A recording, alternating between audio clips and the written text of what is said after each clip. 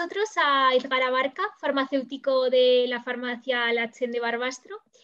Y pues nada, últimamente sí que es verdad que el tema COVID está siempre en los medios, solo se habla de ello, pero quizás hay otras pandemias un poco menos conocidas porque gran cantidad de mayores toman muchísimos medicamentos y se podría considerar también una pandemia, digamos, en cierto modo. ¿No es así? Pues Paula, hola, pues así es. Es una pandemia silente, una pandemia que está oculta, ¿no? O que, bueno, pues que no es una pandemia evidentemente como la que estamos viviendo a día de hoy, desde un punto de vista de la mortalidad, ¿no? Faltaría más. Pero sí que podemos considerar que es una de las grandes pandemias del siglo XXI. Está vinculada al abuso, al uso, mal uso de los medicamentos. Es decir, la población, sobre todo la población occidental, está polimedicada, ahora hablaremos de eso un poco más adelante, está sometida, está tratada con una gran cantidad de medicamentos y bueno, tomar medicamentos no es como tomarte el aperitivo o tomarte unas cuantas golosinas, es decir, estás tomando pequeñas bombas, no es cuestión de alarmar, ahora veremos, o querría también trasladar esto a nuestros oyentes, no es cuestión de alarmar, pero es cuestión de saber y conocer y ser conscientes de que tomar la medicación o tomarme las pastillas porque sí, pues eso también conlleva unos problemas de salud que a veces pueden ser graves. Vale. Quería comentarte un poco con esto que a raíz de esto que me estás planteando, Sí. bueno, pues en cuanto a lo que es la farmacia, que es en el ámbito que yo trabajo, ¿no? Que algunos datos que son interesantes conocer y es que, bueno, pues tenemos una farmacia de proximidad aquí en nuestro país, en España. Hay muy pocas, digamos que hay una población bastante bajita por farmacia, por tanto, lo que significa, y en este gráfico se ve muy bien, y es que tenemos una gran accesibilidad a la oficina de farmacia, ya sea que vivas en un pueblo pequeño o ya sea que vivas en una gran ciudad, pues la farmacia siempre la encuentras cerca, siempre tienes una farmacia cerca, eso es importante, ¿no? Y que además también es importante conocer que, bueno, pues que las farmacias, me gusta comenzar un poco con este pequeño mensaje importante para mí, ¿no? Y es que las farmacias no estamos, no estamos tanto para vender medicamentos, sino sobre todo estamos para no vender medicamentos. Es decir, que nuestra función fundamental o una de nuestras funciones fundamentales en salud pública consiste en detectar continuamente problemas relacionados con la salud para saber exactamente en cada caso si tenemos que dar el medicamento o no. Y sobre todo estamos muchas veces para no dar nada y derivar al médico, para derivar a otros profesionales sanitarios o dar simplemente un consejo de salud en base a, mira, descansa, come bien o cosas que de sentido común que no están vinculadas a tomar pastillas, ¿no? Y eso es importante, que se conozca. Y de hecho hay datos que hablan de que en ese trabajo de consejo, ¿no? De consejo, de asesoría, ¿no? A nivel Sí. poblacional, hay incluso unos ahorros digamos, a las arcas de la salud pública importantes. Es decir, que a veces cuando viene un paciente con ganas de, me duele la cabeza, quiero tomar tal pastilla, ¿no? Viene ya un poco como dirigido, ¿no? Y a veces pues, Sí. no hay que tomar nada, probablemente es un dolor de cabeza vinculado al cansancio, al estrés, a lo que sea, y probablemente pues igual tenemos que dar unos hábitos o unos consejos relacionados con hábitos de vida que no tienen que estar o que no son necesariamente tomar nada, sino simplemente pues descansar, comer bien, llegar al fin de semana, pues cambiar un poco los hábitos de esa semana estresante que te han llevado a esa jaqueca o lo que sea, ¿no? Por ejemplo, un Sí, que muchas ejemplo veces siempre lo solucionamos con una pastilla, digamos. O sea, así es. Somos una sociedad, la sociedad de las prisas, la sociedad de la rapidez, de la sociedad de lo inmediato, en la que sobre todo se nos ha formado en en llegar a remedios rápidos, ¿no? Es decir, vamos, tengo el dolor de cabeza, me tomo el ibuprofeno, ¿no? Y además, un pequeño paréntesis interesante. Sí. En España en concreto somos de eso del remedio rápido, pero encima a grandes dosis, ¿no? Cuanto más dosis sea, mejor y más rápido me va a quitar el dolor de cabeza. Y de hecho, por ejemplo, hace poco, esto creo que los oyentes también lo conocerán, cambió la legislación en cuanto a que no podemos, sin receta, dar ibuprofeno, por ejemplo, de 600 miligramos, o decir, ibuprofenos o paracetamoles de altas dosis, porque precisamente pues, es lo que hay una demanda de, sobre todo cuanto más fuerte, mejor, ¿no?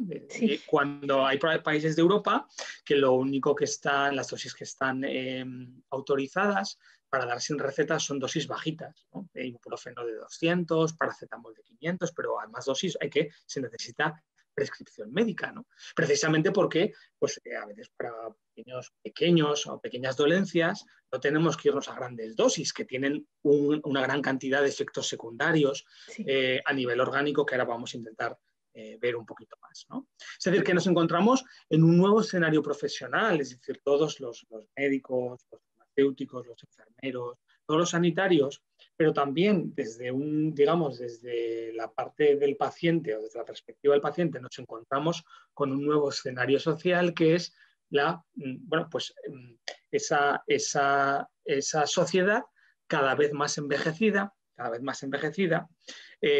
Fíjate aquí, Paula, en estas gráficas que vemos que la evolución de la esperanza de vida en España en prácticamente 100 años, hemos pasado de una media de 30 y pico años, que era lo que vivían las personas, a tener una esperanza de vida que prácticamente se ha triplicado, ¿no? Ahora la gente, pues, bueno, las personas nos hacemos muy mayores, y nos hacemos muy mayores en base a una gran cantidad de logros científicos vinculados, por ejemplo, a la salud pública, la potabilización de las aguas, ¿no? Es decir, pues los hábitos dietéticos o lavar los alimentos, clorar las aguas, todo eso, la canalización de los ríos, las infraestructuras a nivel de las ciudades con la canalización de las aguas, la separación de las aguas de consumo con las aguas fecales, ¿no? Ese tipo de cosas que ahora las vemos como algo normal, como algo que nos ha venido dado y ya, bueno, convivimos con eso desde hace años, pero bueno, tenemos que ser conscientes que hace no demasiado tiempo todo eso no existía, ¿no? Y eso tenía un impacto en la salud brutal, ¿no? Por supuestísimo también que la medicación y los buenos tratamientos y tratamientos cada vez más óptimos han tenido y también han tenido que ver mucho con la esperanza de vida, ¿eh? Es decir, que no estoy aquí solamente para condenar que la gente tomemos mucha medicación, en absoluto. Estoy sobre todo para alertar de que tomar mucha medicación a veces no es necesario o, ojo, porque eso también conlleva problemas. Pero, por supuesto, también la medicación, el consumo de medicación conlleva o ha conllevado también a unas buenas tasas de esperanza de vida, ¿no? Sí. Pero eso también nos ha llevado a lo que denominamos esa pandemia que hablábamos al principio, ¿no? A esa medicalización de la sociedad, ¿no? Y eso no es que me lo inventé yo, faltaría más, sino que eso ya está descrito de una manera rigurosa, con mucho detalle en muchos artículos científicos de autores de primer nivel, ¿no? Pues hay un artículo que es un referente ya de hace unos cuantos años, casi 20 años, que es un artículo de Pharmaceutical Care Practice de Cipolestán y Morley, que habla de que a partir, o sea, en la horquilla de 50 a 65 años, la población comienza a sufrir unas 3 patologías y toma unos 5 medicamentos de media, y a partir de 65 años sufrimos unas 5 patologías y tomamos unos 7 medicamentos de media. Y esa es la realidad. Es decir, que a partir de cuando se llega a la mediana edad, pues bueno, pues empiezan a acontecer situaciones como por ejemplo puedan ser, que no tienen por qué ser graves, pero que tienen que ser controlables, ¿no? Y que se tienen que controlar con medicación. Por ejemplo, empiezo a tener un poquito de colesterol, empiezo a tener un poquito de sobrepeso, empiezo a tener un poquito de tensión, que empiezo a tener un poquito también de, en fin, de triglicéridos, no sé cuánto, un poquito de sobrepeso, tal cual, y empiezan a acontecer determinadas situaciones que hacen que empecemos a tener que tomar medicación, ¿no? Para la tensión, regular la tensión, porque con el ejercicio físico y con la dieta o la restricción de sal no ha sido suficiente, no baja, ¿no? Esa tensión empieza a ser resistente a lo que puedan ser solo hábitos dietéticos. Empezamos a tener que tomar también medicación para el colesterol, ¿no? Empezamos a tener que tomar medicación un poquito para el azúcar que me ha salido, tal cual. Eso empieza a ocurrir, ¿no? Eso es un hecho, ¿no? Es decir, empezamos a tener situaciones que empiezan a hacer que tengamos que tomar una serie de medicamentos, ¿no? Un poco de una manera, sobre todo casi, entre comillas, aunque no es estrictamente esa palabra, pero un poco de manera profiláctica, no profiláctica, sino sobre todo para controlar, ¿no? Sí. Y a partir de 65, 70 años, pues la cosa empieza ya, es decir, bueno, pues las personas empezamos a tener bastantes más problemas de salud y eso conlleva también empezar a tomar bastantes más medicamentos, ¿no? Colesterol, tal, espera ahora para la circulación sanguínea, para la memoria, que empiezo a tener mis problemas también, espera para la artrosis, tal, para el tema de los huesos, la cosa se empieza a complicar bastante. Y esa fotografía es algo, bueno, visual. Pues que es muy frecuente, ¿no? Es decir, que nosotros todos los días estamos viendo pues, el paciente mayor que viene con un patrón farmacológico claro, ¿no? Es decir, que pues, colesterol, diabetes, tensión, para la tensión además después ya no necesito una porque no es suficiente y tengo que combinar con algún diurético, en fin, el tema de la artrosis, dolor a veces que puede ser un poco inespecífico, la cosa se empieza a complicar un poquito, ¿no? Sí. Y eso es un poco lo que Forges pues ya planteaba, ¿no? Nuestro querido Forges que en paz descanse, ¿no? Es decir, que esta viñeta que en muchas conferencias la planteo, ¿no? Es decir, sigue tomando eso el panfinfón y el topona, inexplicable, ¿no? Inexplicable que siga vivo, ¿no? Un poco, pues efectivamente, es un poco lo que ocurre, ¿no? Sí. Ojo, eso no quiere decir en absoluto, Paula, que tengamos que, digamos, asociar al medicamento como algo malo, es decir, en absoluto, es decir, el medicamento sigue siendo a día de hoy la herramienta terapéutica más barata y más útil, ¿eh? Es decir, que mientras farmacológicamente podamos estar controlados, podamos estar, bueno, nuestras afecciones puedan ser, digamos, bueno, las podamos atajar o les podamos poner un freno, ¿no? Sí. Pues podemos restringir lo que puedan ser acontecimientos desde un punto de vista de la intervención mucho más caros, como pueda ser pues, tener que ingresar en un hospital, ¿no? Porque he tenido bueno, pues un acontecimiento cardiovascular que no estaba controlado farmacológicamente. Al final me han tenido que operar, ¿no?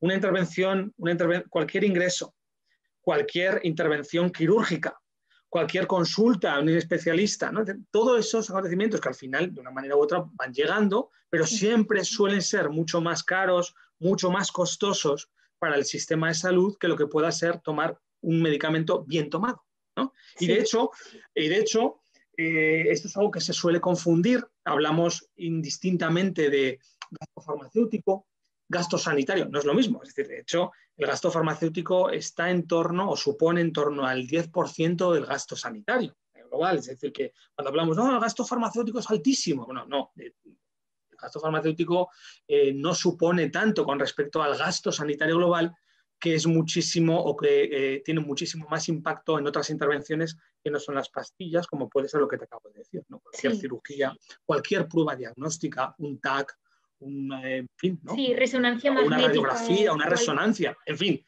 la cosa se dispara de una manera tremenda, ¿no? Y por cierto, aprovecho también para decir que, bueno, que tenemos que ser también conscientes de eso, ¿no? Es decir, que, bueno, lo que supone para todos, ojo, para el sistema, pues el abuso que pueda haber de todo este tipo de pruebas, a veces, bueno, pues que puedan ser justificadas, pero a veces igual las demandamos como usuarios, pero tenemos que también ser conscientes de que todo es tremendamente costoso y que tenemos que saber que, bueno, si, tenemos que tener un poco en la mente esa sensación de decir, bueno, pues, bueno, tiene que ser así, tenemos que hacernos 50.000 pruebas o no, ¿no? Ahí lo dejo.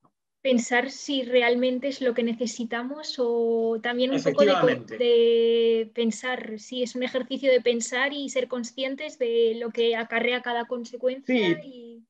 tú lo has dicho, un ejercicio de conciencia, ¿no? De conciencia Sí, ciudadana, ¿no? A veces yo creo que eh, en este sistema de salud público que tenemos, por cierto, que tenemos que cuidarlo entre todos, ¿no?